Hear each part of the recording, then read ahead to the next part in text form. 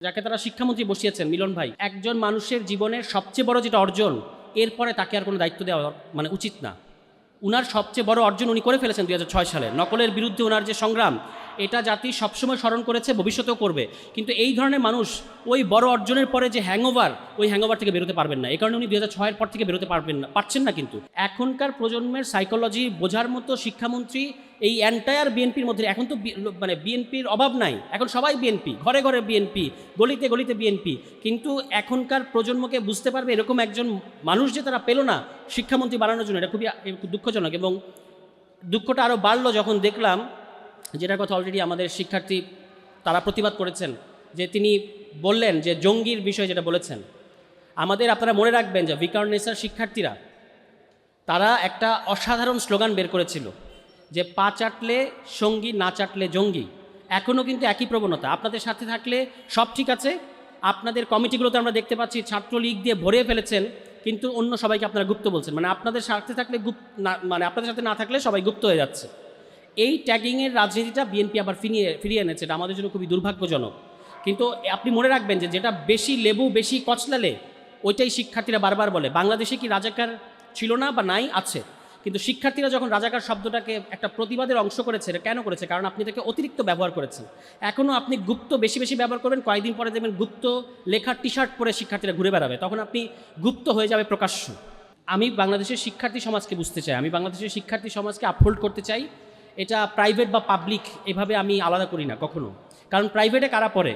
আমাদের পাবলিকের সন্তানেরাই পড়ে। এখানে যারা বসে আছেন, সাদিক কিংবা নাফসিন কিংবা অনন্যা, তারা তো আমাদের দেশের জনগণেরই সন্তান।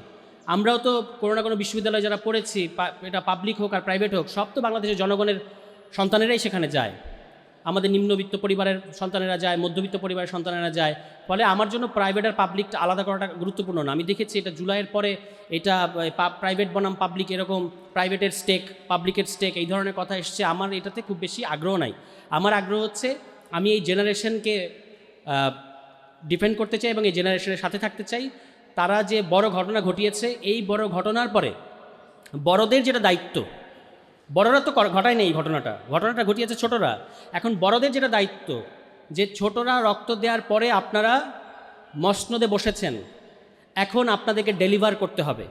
এই ডেলিভার করার ক্ষেত্রে আমরা তাদের নানা ধরনের কুযুক্তি শুনে যাচ্ছি।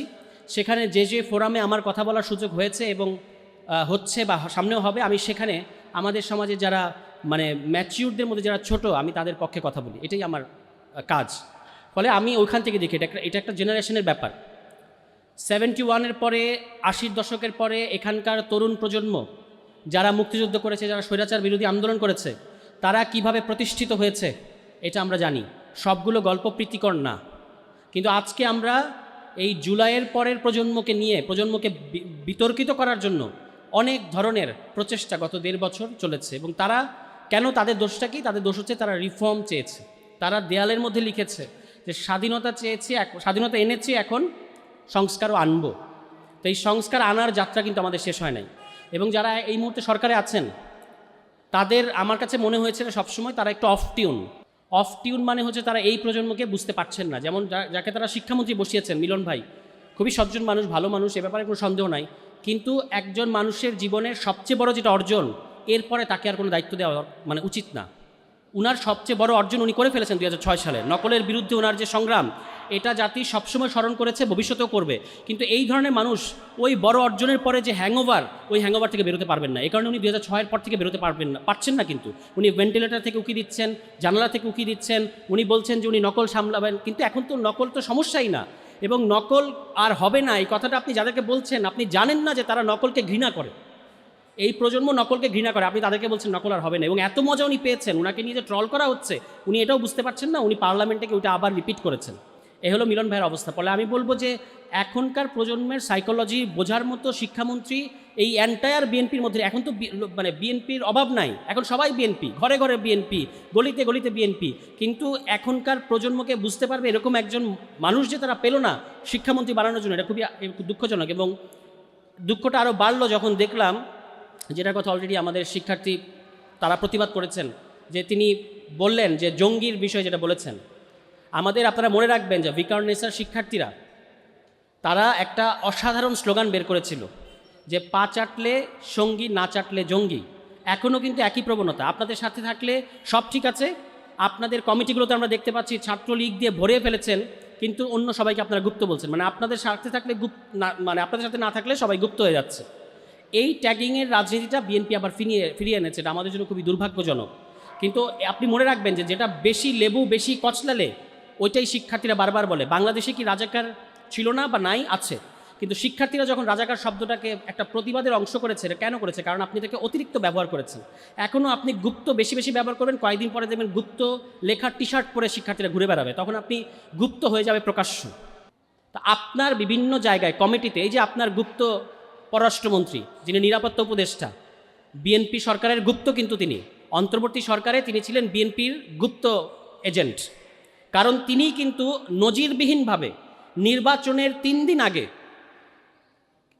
এমন একটা চুক্তির মধ্যে বাংলাদেশকে নিয়ে গেলেন, যেটাকে অনেকেই বলছেন যে এখানে আমাদের তো কিছু নাই, সবই তো আমেরিকার জন্য।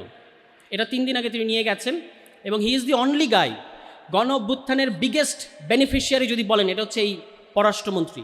আমরা তাকে চিনতাম না। কোথা থেকে আসলেন, উড়ে এসে জুড়ে বসলেন, নিরাপত্তা উপদেষ্টা হলেন, ফ্ল্যাগ উড়িয়ে উনি শপথ নিতে গেলেন, আরেকটা ফ্ল্যাগ নিয়ে তিনি শপথ নিয়ে বের হলেন, এবং তুঘলকি কাণ্ড ঘটে যাচ্ছে। এই যে আমাদের জাহাজ ছাড়পত্র পায় না হরমুজ প্রণালীতে, কেন পায় না? এখানে ইরানের রাষ্ট্রদূত বলেছেন, যে আমরা কিন্তু মনে রাখবো, যুদ্ধ শেষ হয়ে যাবে কিন্তু আমরা মনে রাখবো আমাদের সাথে কি ব্যবহার করা হয়েছিল। তো এইটা করার কারণে কি? আপনি একজন আমেরিকান স্টুজকে বসিয়েছেন আপনার সবার আগে বাংলাদেশ হয়ে গেছে সবার পরে বাংলাদেশ। দেখা যাচ্ছে যে এখন সবার আগে আমেরিকা, সবার আগে ভারত, সবার আগে ওই যে ব্যাংকের যে কাণ্ডটা করেছে আজকে দেখেছেন আপনারা, তারা যে ব্যাংক নিয়ে কি করবে এটা পরিষ্কার। ওই যে কমিউনিটি ব্যাংক, পুলিশের যে ব্যাংকটা, সেখানে একজন অত্যন্ত স্কিল্ড মানুষ এমডি হয়েছিলেন, তাকে চাপ দিয়ে পদত্যাগ করানো হয়েছে। কেন? কারণ একজন অত্যন্ত ইনফ্লুয়েন্সিয়াল মন্ত্রীর রেফারেন্সে আরেকজনকে এমডি বানানো হবে, এবং যার নাম আসছে তার বিরুদ্ধে অতীতে জালিয়াতির অভিযোগ আছে। এভাবেই বিএনপি আর্থিক খাত সামলাবে। অর্থমন্ত্রী গর্বের সাথে বলেছেন পার্লামেন্টে যে বিএনপি আসলে কোনো ম্যাক্রো ইকোনমিক বড় কোনো ক্রাইসিস হয় না, কিন্তু অলরেডি তো আমরা দেখতে পাচ্ছি লেজে গোবরে করে ফেলেছেন। টাকা ছাপাচ্ছেন বাংলাদেশ ব্যাংক থেকে, অভ্যন্তরীণ ব্যাংক থেকে ঋণ নিচ্ছেন, আইএমএফের কাছে গেছেন হাত পাততে, আইএমএফ আপনাদেরকে ঋণ দেয় নাই, কিন্তু সমানে কার্ড বিলি করছেন। তো এই সরকারকে আমি বলেছি যে government of the card, for the card, by the card, কার্ডের সরকার, কার্ড সরকার। এবং আপনারা খেয়াল রাখবেন যে পশ্চিম বাংলায় মমতা দিদি, ওই যে দেখছেন না, বাম রাজ্য থেকে রাম রাজ্যে পদার্পণ, বাম রাজ্য থেকে পশ্চিমবাংলা এখন কি রাম রাজ্যে আসছে, ভায়া দিদি রাজ্য। মানে বাম রাজ্য থেকে রাম রাজ্যে পদার্পণ করেছে দিদি রাজ্যের মধ্য দিয়ে। এই দিদি অসংখ্য কার্ড দিয়েছেন, লাভ হয় নাই। কার্ডের রাজনীতি করে লাভ হবে না। কার্ড তো শুধু ওই নির্বাচনে, সামনে স্থানীয় সরকার নির্বাচন, তাদের প্রার্থীরা যেন ভোটে সুবিধা পায়, এজন্য তারা কার্ডের লোভ দেখাচ্ছে। এটাই হচ্ছে কার্ডের রাজনীতির কারণ। এবং এখানে তারা শুধু কার্ড কিন্তু ওই মানে ফ্যামিলি কার্ড দিচ্ছে না। আমি বলেছি যে আসল ফ্যামিলি কার্ডটা কিন্তু বিসিবিতে, তারা বিসিবিতে ফ্যামিলি কার্ড দিচ্ছেন না। 3 স্থায়ী কমিটির মেম্বারের সন্তান ওখানে, ববি হাজাজের স্ত্রী ওখানে, ওই ইশরাক সাহেবের ভাই ওখানে। এর চেয়ে বড় ফ্যামিলি কার্ড আর কি?